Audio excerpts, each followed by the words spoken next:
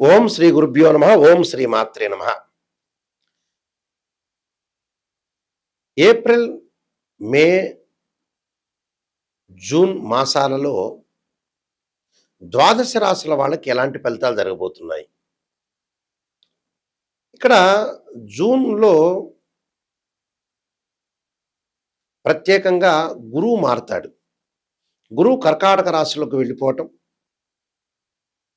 శని మీనరాశిలోనే ఉంటాడు.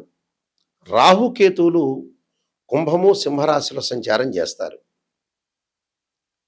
రవి, బుధుడు, కుజుడు, శుక్రగ్రహాల యొక్క మార్పు జరుగుతుంటుంది. అంటే రవి మీనరాశి నుంచి మేషరాశికి, మేషరాశి నుంచి వృషభ రాశికి మారటం,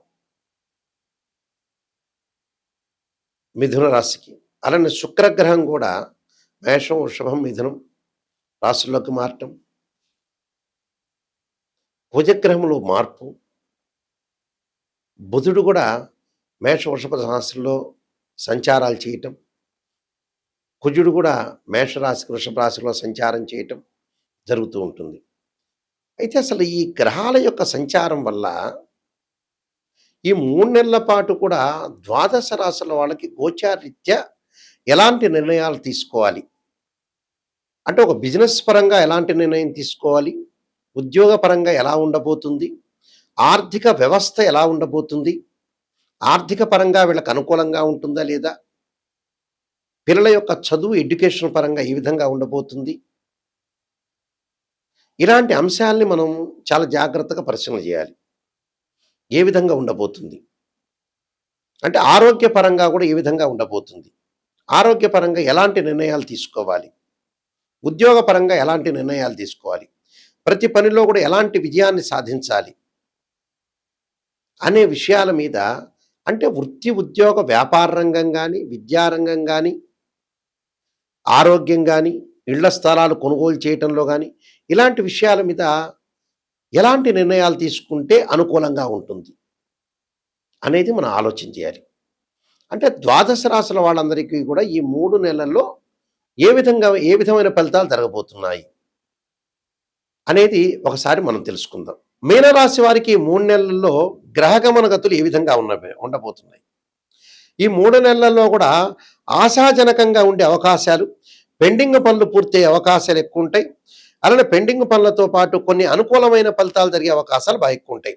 అంటే స్థిర లాభం, ఉద్యోగపరంగా ప్రయత్నాలు సఫలీకృతం కావటం ఒకటి, అలానే ఆరోగ్యపరంగా ఇబ్బందులు తగ్గటం ఒకటి, బ్యాంకు లోన్లు రావటం, అలానే శుభ కార్యక్రమాల్లో పాల్గొనటం, సుసంపన్నమైన కుటుంబం నుంచి అమ్మాయి కానీ అబ్బాయి కానీ వివాహం చేసుకునే అవకాశాలు ఉంటాయి. ప్రేమించిన యువతి యువకుల్లో కూడా వాళ్ళు పెద్దలను ఒప్పించి వివాహం చేసుకోవటం, కోర్టు సమస్యలు పరిష్కారం కావటం, పొలాలు, ఇళ్ళు, ఇలాంటివన్నీ కూడా కొనే అవకాశాలు బాగా ఎక్కువ ఉంటాయి. అంటే కాస్మెటిక్స్ కానీ, బంగారు ఆభరణాలు కానీ, దుస్తులు కానీ, ఇలాంటివన్నీ కూడా కొనుగోలు చేస్తారు. అంటే there will be happiness in the family. అంటే ఇక్కడ వీళ్ళు కుటుంబంలో అనుకూలంగా ఉంటుంది. అలానే ఈ ప్రాపర్టీస్ ఏవైతే ఉంటుందో, properties disputes will be resolved in the month of April and May. అంటే ఏదైతే ప్రాపర్టీస్ మీద ఉన్నాయో కోర్టు సమస్యలు కానీ, ఎలిగేషన్స్ కానీ, ఈ రీసాల్వ్డ్ అయ్యే అవకాశాలు ఖచ్చితంగా ఉంటాయి. దీనికి భయభ్రాంతులు చెందాల్సిన పనేమీ లేదు. అంటే వీళ్ళకి అనుకూలంగా ఉంటుంది. అంటే a magnetic personality with help in social and professional life అంటే బాగుంటుంది. But watch expensive and sleep issues, కొన్ని ఇష్యూస్ ఉంటాయి. దాని గురించి బాధపడాల్సిన పని లేదు. ఇక్కడ శుభ కార్యక్రమాలు జరిగే అవకాశాలు ఎక్కువ ఉంటాయి. అబ్రాడ్ వెళ్ళే అవకాశం కూడా బాగా ఎక్కువ ఉంటుంది. అనుకున్న పనులన్నీ కూడా సక్సెస్ అయ్యే అవకాశాలు ఖచ్చితంగా ఉంటాయి.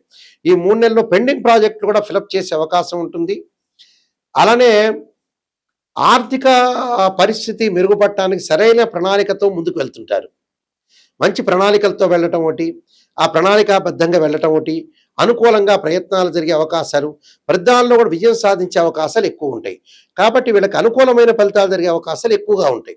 అంటే ప్రతిదానిలో కూడా కొంత విజయం సాధించి ముందుకు వెళ్ళాలంటే కొన్ని పరిహారాలు చేసుకొని ముందుకెళ్తే మన లైఫ్ అనేది అనుకూలంగా ఉండే అవకాశం ఖచ్చితంగా ఉంటుంది. నేను కొన్ని పరిహారాలు చెప్పబోతున్నా. ఆ పరిహారాలని మీరు పాటించి ముందుకెళ్తే మంచి జరిగే అవకాశాలు ఖచ్చితంగా ఉంటాయి. ఇవన్నీ కూడా గోచారరీత్యా చెప్పబడే ఫలితాలు అంటారు. ఈ గోచార రీత్యా చెప్పబడే ఫలితాలకి బర్త్ చార్ట్‌కి చాలా లాట్ ఆఫ్ డిఫరెన్స్ ఉంటుంది. అంటే ఆవగింజంత ఎంత కృషి చేసినా కూడా ఆవగింజంత అదృష్టం ఉండాలంటారు. ఆవగింజంత అదృష్టమే గోచారం అంటారు. అయితే ఈ గ్రహాల యొక్క కలయిక వల్ల కొంతమందికి రకరకాల ఇబ్బందులు కలుగుతుంటాయి. అంటే ఉద్యోగాల పరంగా అప్ అండ్ డౌన్స్ ఉంటాయి. ఫైనాన్షియల్ పరంగా ఎదుగుదల ఉండదు. వివాహ శుభ కార్యక్రమాలు కాలేకపోవటం, ఆరోగ్యపరంగా ఇబ్బందులు, అలానే వాహన ప్రమాదాలు జరిగే అవకాశాలు ఉండటం, చికాకులు, కోర్టు సమస్యలు, సంతానం కలగలేకపోవటం, ఇలాంటి ప్రాబ్లమ్స్ వచ్చే అవకాశాలు ఎక్కువ ఉంటాయి. ఎందుకంటే మనిషికి ఏదో రకమైన సమస్యతో మనిషి బాధపడుతూ ఉంటాడు నిజంగా. ఆ సమస్యని అధిగమించాలంటే ఏం చేయాలి? అంటే మన చేతుల్లోనే ఉంటుంది నిజం చెప్పాలంటే. చాలామందికి కూడా తెలియని రహస్యం ఏంటంటే, ఏంటి గురువుగారండి ఇంకా ఏం రాత రాస్తే బ్రహ్మరాత రాసిన రాత అంతే ఉంటుంది. భగవంతుడు ఏం రాశాడు అంతే ఉంటుంది. నా విధి ఇంతే ఉంటుంది. నేను ఇంతే ఉంటాను అని చెప్పే వ్యక్తులు ప్రపంచంలో చాలామంది ఉన్నారు. కాదు, బ్రహ్మ ఎప్పుడూ కూడా అందరికీ కూడా 193 దేశాల వాళ్ళందరికీ కూడా పలాని వ్యక్తి రామకృష్ణ ఈయనకి ఇలానే ఉండాలి, కృష్ణమూర్తి రాజమండ్రిలో ఉండాలి, ఇలా ఉండాలని రాయడు. పూర్వజన్మలో ఉండే కర్మ ఫలితమంతా తొలగించడానికి దాన ధర్మాలు చేయండి, యజ్ఞయాగాది క్రతువులు చేయండి, భగవంతుణ్ణి తల్లిదండ్రుల్ని ఆరాధన చేయండి, ఎవరిని మోసం చేయొద్దండి అని భగవంతుడు చెప్పాడు. బ్రహ్మ తను ఏదైతే రాసిన రాత ఉంటుందో, నేను ఒక రాతను రాస్తాను, ఆ రాతను నేను చెరపలేను కానీ మీరు పూర్వజన్మలో ఉండే కర్మ ఫలితం అంతా తొలగించడానికి యజ్ఞయాగాది క్రతువులు చేయండి, దాన ధర్మాలు చేయండి అని చెప్పాడు అక్కడ. వీళ్ళేమనుకుంటున్నారంటే బ్రహ్మ రాశాడు, ఈయన గుంటూరులోనే పుట్టాలి, ఈయన బ్రాడీపేటలోనే పుట్టాలి, ఇలానే ఉండాలని, ఈయన రాజమండ్రిలోనే పుట్టాలి, ఈయన హైదరాబాద్లో పుట్టాలి, ఇలానే ఉంటాడు అని అనుకుంటారు. అది వాస్తవం కాదు. మనకు ఆరోగ్యం బాగలేకపోతే ఏంటంటే ఒక సిక్స్త్ సెన్స్ చెబుతూ ఉంటుంది, చాలా జాగ్రత్త పడండి అని. మనం దాన్ని నెగ్లెక్ట్ చేస్తాం. ఒక అబ్బాయికి వయసు వస్తుంటే మనం పెళ్లి చేయాలని మనకు ఆలోచన కలగాలి. మన వాళ్ళు ఏం చేస్తున్నారంటే ఎక్కడో మ్యారేజ్ బ్యూరోలో డబ్బులు అడిగితే వాళ్ళకి కట్టలేకపోవటం, శాంసంగ్ ఫోన్ 60,000 పెట్టుకోవటం, అంటే వృధా ఖర్చులు చేస్తున్నారు. అసలు దానికి జీవితానికి పనికొచ్చే ఖర్చు ఏంటనే తెలియవట్ల వీళ్ళకి. 60 ఏళ్ళ తర్వాత ఆస్ట్రాలజర్ని అప్రోచ్ అయ్యి అన్నీ పోగొట్టుకున్న తర్వాత ఆయన దగ్గరికి వచ్చి ఏం చేయాలని అడిగేవాడు ఒకడు. అంత 42 ఏళ్ళు వచ్చిన తర్వాత పిల్లకి పెళ్లి చేయాలని వచ్చేవాళ్ళు ఒకళ్ళు. ఇలాంటి వ్యక్తులు చాలామంది ఉన్నారు ఇక్కడ ప్రపంచంలో. అంతా అయిపోగొట్టిన తర్వాత మాకేం తెలియదండి అని అంటారు. మరి ఎందుకు అసలు ఆ మాత్రం మనిషికి డబ్బులు ఖర్చు పెట్టుకోవటం, ఈ 500 రూపాయల నోటు లెక్క పెట్టడం అనేది వచ్చు, కానీ ప్రపంచంలో ఈ విషయాలు తెలియకపోవటం ఏందో అర్థం కావట్లా. నాకు చాలా ఆశ్చర్యంగా ఉంటుంది. ఒక సంతానం కలిగిన తర్వాత ఒక అమ్మాయికి అబ్బాయికి మ్యారేజ్ చేయాలి, మనం డెవలప్మెంట్ చెందాలి, మన ఆరోగ్యపరంగా ఇబ్బందులు ఉంటే డాక్టర్ని సంప్రదించాలి, ఇలాంటి విషయాలు తెలుసుకోవాలి మీరు. వీళ్ళు ఒకళ్ళు చెప్పటం కాదు, చాలా జాగ్రత్తగా ఆలోచన చేసి మీరు తెలుసుకొని ముందుకు వెళ్ళాలి. కొంతమంది అసలు మేము జాతకాలే తెలియదండి, మాకు అసలు ఏమిటో అర్థం కాదంటాడు ఒకళ్ళు. తెలిసేదేముంది, రోజు టీవీ ఛానల్లో చూస్తున్నారు, రోజు తెలుసుకుంటూనే ఉన్నారు. మీకు ప్రపంచంలో 500 రూపాయలు ఒక 10,000 రూపాయలు ఇస్తే ఆ 10,000 లెక్క పెట్టడం అయితే మనకు తెలుస్తుంది. మిగతా విషయాలు తెలియదా? మిగతా విషయాలు తెలుసుకోవాలి, ప్రాపంచ జ్ఞానం తెలుసుకోవాలిగా, కేవలం చదివే కాదు. ఒకళ్ళు వచ్చేటప్పుడు వివాహం చేసుకుంటారు, సంతానం కలగటానికి వద్దులే అనుకుంటారు. ఇంకోళ్ళు వచ్చేటప్పటికల్లా వీళ్ళ వ్యక్తి యొక్క అనాలిసిస్ చేస్తుంటే చాలా ఆశ్చర్యకరంగా ఉంటుంది. లేట్ చేస్తుంటారు, నెగ్లెక్ట్ చేస్తుంటారు, చాలా నెగ్లెక్ట్ చేసి అసలు వాస్తవంగా జీవితం చెడిపోవడానికి నెగ్లెక్టే కారణం. ఆ నెగ్లిజెన్స్ చేయటం వల్లనే జీవితం చెడిపోతుంది. మళ్ళీ అలాగని డబ్బులు లేకుండా ఉంటాయి, ఆ మనుషుల దగ్గర డబ్బులు ఉంటాయి, ఖర్చులు వేరే వాటికి పెడుతుంటారు, లగ్జరీ ఖర్చు పెడుతుంటారు, అసలు వాటికి ఖర్చు పెట్టరు. ఎంతోమంది నేను చూస్తుంటాను, షుగర్ వచ్చిందంటే 1,500 పెట్టి ట్యాబ్లెట్ కొనని వాడు ఉన్నాడు, కానీ 50,000 పెట్టి సెల్ ఫోన్ కొనేవాళ్ళు ఉన్నారు. లగ్జరీగా తిరుగుతారు. లగ్జరీ కాదు, ఏది నీడు, ఏది అవసరం, దేనికి మనం ఖర్చు పెట్టాలి అనే విషయాలు ఆలోచన చేయాలి. కొంతమంది చూస్తుంటారు, వాళ్ళ పిల్లలు ఎంబీబీఎస్ ఎంఎస్ చెప్తుంటారు, జాతకాల వరకు వెళ్ళరు. వాళ్ళకి డివర్స్ జరిగిన తర్వాత మాకేం తెలియదు, మాకు అసలు ఆలోచనే కలగలేదని చెప్పేవాళ్ళు చాలామంది ఉంటారు. అది కాదు. జీవితం అనేది నిర్ణయం చేసుకోండి. జీవితంలో అన్ని విషయాలు తెలుసుకోండి. విజ్ఞానాన్ని పెంపొందించుకోవాలి. విజ్ఞానాన్ని పెంపొందించుకోకుండా డబ్బుల గురించి ఆలోచన చేసేవాళ్ళు చాలామంది ఉన్నారు. జీవితం తర్వాతే డబ్బులు. అంత అయిపోయిన తర్వాత పిల్లలకు విడాకులు, డైవర్స్ అయిపోయిన తర్వాత డబ్బులు ఏం చేస్తారు? కొంతమంది విపరీతంగా డబ్బులు సంపాదిస్తారు. సంతానం వద్దనుకుంటారు. ఆ డబ్బులు ఏం చేయాలట? రాజమండ్రిలో గోదావరిలో పడేయాలా, గుంటూరులో కృష్ణానదిలో పడేయాలా, కర్నూలులో తుంగభద్రా నదిలో పడేయాలా, హైదరాబాద్లో మూసీ నదిలో పడేయాలా డబ్బులు తీసుకెళ్ళి? సంతానం గురించే పేరెంట్స్ కష్టపడేది, డబ్బులు సంపాదించి. అంటే ఇలాంటివన్నీ కూడా ప్రజలకు అవగాహన లేకుండా పోతుంది ఈ మధ్యకాలంలో. అవగాహన కలిగించుకోండి, కలిగించుకొని ముందుకు వెళ్ళండి. ఈ దోషాలకి కొన్ని పరిహారాలు ఉంటాయి. ఉద్యోగపరంగా ఇబ్బందులు ఉన్నాయనుకోండి, సహజంగా ఒక ఉద్యోగపరంగా అంటే రవి యొక్క ఆరాధన చేయాలి, సూర్యుడి యొక్క ఆరాధన చేయాలి. సూర్యుడి యొక్క అధిదేవత ప్రత్యదేవతలు ఆరాధన చేయటం కూడా చాలా ఇంపార్టెంట్. ఇక్కడ అమ్మవారి యొక్క ఆరాధన చేయాలని అర్థం. సూర్యగ్రహం యొక్క దోషం కలిగితే ఉద్యోగపరంగా ఇబ్బందులు కలుగుతాయి. మనం రాశిచక్రాన్ని, భావచక్రాన్ని, దశమాంశ చక్రాన్ని చూడాలి వృత్తిపరంగా. అంటే 16 డివిజనబుల్ చార్ట్స్ ఉంటాయి. యాక్చువల్గా మ్యాథమెటికల్ క్యాలిక్యులేషన్ చూడాలి. చూసిన తర్వాత జాతకం ఏ విధంగా ఉండబోతుందో మనం తెలుసుకోవాలి.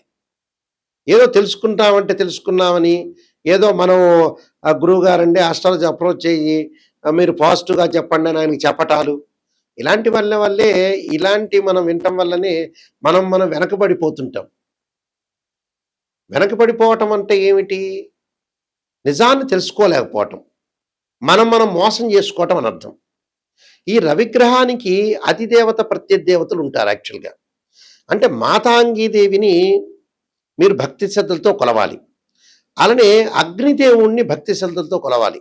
రుద్రుణ్ణి భక్తి శ్రద్ధలతో కొలవాలి. అంటే రవికి అగ్ని అధిదేవత, అలానే వచ్చేటప్పుడు రుద్రుడు ప్రత్యదేవత, అధిష్టాన దేవతలు శ్రీ పరమేశ్వరుడు, శ్రీమన్నారాయణుడు. వీళ్ళని భక్తి శ్రద్ధలతో కొలిస్తే మన ఉద్యోగ ప్రయత్నాలనే సఫలీకృతం అవుతాయి. అలానే చంద్రుడు, అసలు ఏమిటి చంద్రగ్రహాన్ని, చంద్రుడి యొక్క దోషం అంటే ఏంటంటే యాక్చువల్గా మానసికంగా ఆందోళన పొందకూడదు అని అర్థం. మానసికంగా ఆందోళన పొందకూడదు అంటే చంద్రుడి యొక్క అంతరిక్ష దేవత భువనేశ్వరీ దేవి యొక్క ఆరాధన చేయాలి. అంటే చంద్రుడికి అధిదేవతలు ప్రత్యదేవతలు ఉన్నారు. అప్సయే దేవత అధిదేవత, గౌరీ దేవత ప్రత్యదేవత అవుతుంది. అధిష్టాన దేవతలు పార్వతీ, లక్ష్మీదేవి, లలితాదేవి. అంటే మనస్సుకి శాంతి ఉండటానికి, మనోబలం బాగా పెరగటానికి మనం భువనేశ్వరి దేవి యొక్క ఆరాధన చేయాలని అర్థం. అంటే మానసికంగా ప్రశాంతత లభిస్తుంది అని అర్థం. తర్వాత కుజుడు అంగారకుడు, అంటే వాహన ప్రమాదాలు జరగకుండా ఉండటానికి, రియల్ ఎస్టేట్ రంగం వాళ్ళకు కానీ, మెడికల్ రంగం వాళ్ళకు కానీ, అలానే కోర్టు సమస్యలు కానీ, ఇలాంటివన్నీ కూడా తొలగటానికి కుజుడు యొక్క ఆరాధన చేయాలి. అంటే కుజుడు యొక్క అధిదేవత ప్రత్యదేవతలను కూడా మనం అనుసరించాలి యాక్చువల్గా. అంటే ఎవరు? కుజుడు యొక్క భగడాముఖి దేవిని ఆరాధన చేయాలని అర్థం. అంటే అధిదేవత అంగారగ్రహానికి పృథ్వీ అధిదేవత, క్షేత్రపాలకుడు ప్రత్యదేవతలు, అధిష్టాన దేవత సుబ్రహ్మణ్య స్వామి యొక్క ఆరాధన చేయాలి. అలానే చాముండేశ్వరిని కూడా ఆరాధన చేయటం వల్ల కూడా కుజుడి యొక్క అనుగ్రహం లభిస్తుంది. అంటే జన్మలగ్నం నుంచి 2, 4, 7, 8, 12 స్థానంలో కుజదోషం ఉన్నా, కుజుడు బాగలేకపోయినా 6, 8, 12 స్థానంలో కుజుడు ఎలా ఉన్నాడో తెలుసుకొని మన కుజదోషం ఉందా లేదా తెలుసుకోవాలంటే జాతకాన్ని చూడాలి. జాతకం చూసిన తర్వాత కుజుడు అనుగ్రహం లేకపోతే సుబ్రహ్మణ్య స్వామి యొక్క ఆరాధన, భగడాముఖి దేవిని యొక్క ఆరాధన చేయటం చాలా మంచిది.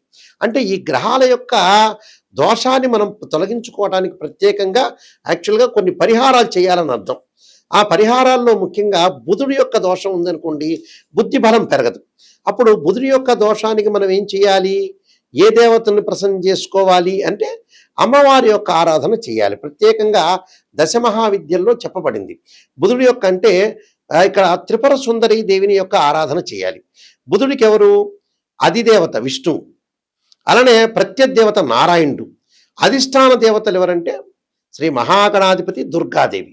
వీళ్ళని ఆరాధన చేయాలి. అంటే బుద్ధి బాగా పెరగటానికి, వ్యాపార పరంగా వాణిజ్య సంబంధాలు బాగా పెరగటానికి బుధుడి యొక్క అంతరిక్ష దేవత అంటే బాలా త్రిపుర సుందరి దేవిని యొక్క ఆరాధన చేయాలంటారు.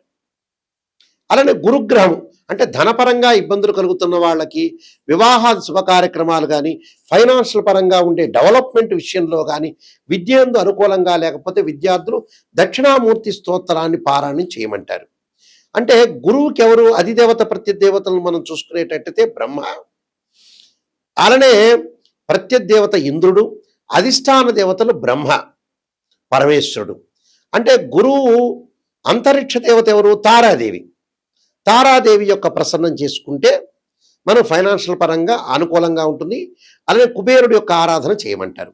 అలానే శుక్రగ్రహం, శుక్రగ్రహానికి అధిదేవత ప్రత్యదేవతలు ఎవరు మనం చూసుకుంటే శుక్రుడికి అంతరిక్ష దేవత కమలాదేవి.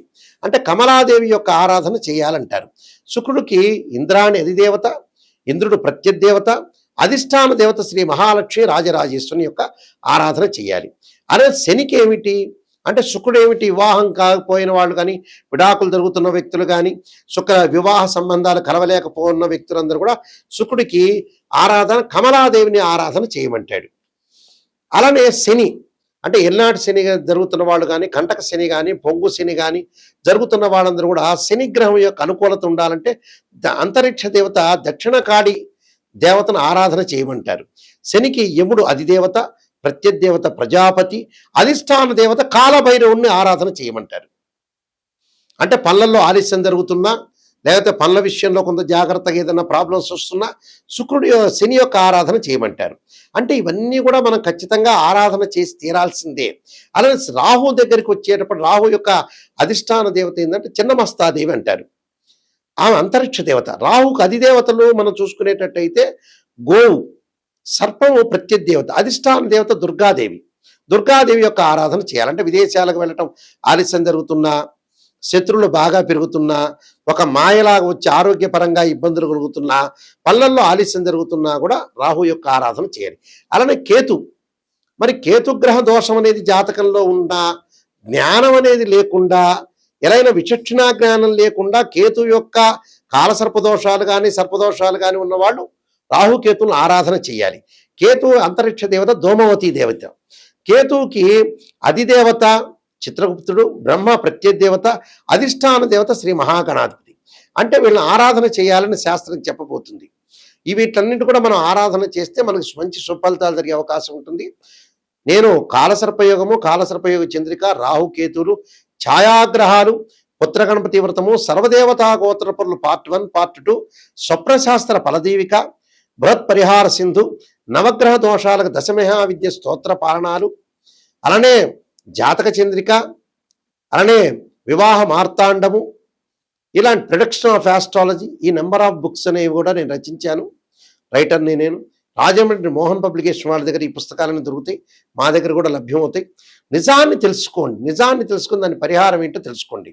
ఒక అబ్బాయికి వివాహం కాలేదంటే ఖచ్చితంగా 16 లగ్న కుండలను పరిశీలన చేయాలి. ఒక అమ్మాయికి వివాహం కాలేదంటే రాశిచక్రము, నవాంశము, భావచక్రాన్ని పరిశీలన చేయాలి. వృత్తిపరంగా అనుకూలంగా బాగలేదనుకోండి రాశిచక్రము, భావచక్రము, దశమాంశ చక్రం. సంతానం కలగలేదంటే రాశిచక్రము, అలానే భావచక్రము, అలానే సప్తమాంశ చక్రం. అంటే ఈ 16 లగ్న కుండళ్ళు డిగ్రీల్లో మ్యాథమెటికల్ అనాలిసిస్ చేయాలి. ఉచ్చస్థానంలో ఉందా, నీచస్థానంలో ఉందా, ఏ దశ జరగబోతుంది, దశల అంతర్దశల్లో కూడా చాలా ఉన్న విషయాలు ఉన్నాయి. ఏ దశ జరుగుతుంది, ఏ దశ ఏ లగ్నానికి కలిసి వస్తుంది, ఏ లగ్నానికి కలిసి రాదు, ఆ అంతర్దశలు ఏంటి, విదిశ ఏంది, సూక్ష్మ దశ ఏంది అనేవన్నీ కూడా అనాలిసిస్ చేయకుండా జాతకం చెప్పటం వల్ల పెద్ద ప్రయోజనం ఉండదు. మీరు చెప్పించుకోవటం వల్ల కూడా ప్రయోజనాలు ఉండదు. అసలు నిజంగా వారికి సబ్జెక్ట్ ఉందా లేదా అని అనాలిసిస్ చేయండి. అనాలిసిస్ చేసి ముందుకు వెళ్ళండి. మా వెబ్సైట్ www.nayakanti.com, nayakanti.in చూడండి. అలానే స్క్రీన్ పైన స్క్రోలింగ్ అవుతున్న నెంబర్ ఉంటుంది, ఆ నెంబర్కి మీరు ఫోన్ చేయండి. మేము వంశపారంపర్యంగా చెప్పే వ్యక్తులం. మా నాన్నగారు కూడా ఇంటర్నేషనల్ కౌన్సిల్ ఆఫ్ ఆస్ట్రాలజీలో మెంబర్ కూడా. అయితే మీరన్నీ కూడా తెలుసుకోండి, నిజాన్ని తెలుసుకొని రీసెర్చ్గా మీరు అవగాహన పెంపొందించుకుంటే మాకు కూడా మంచిదే. ఎందుకంటే మీకు నిజాన్ని తెలుసుకోవటం చాలా ఇంపార్టెంట్. మీరందరికీ కూడా శ్రీ పరమేశ్వరుడి యొక్క కరుణాకటాక్షం ఉండాలని ఆశిస్తూ సర్వే జనా సుఖినో భవంతు.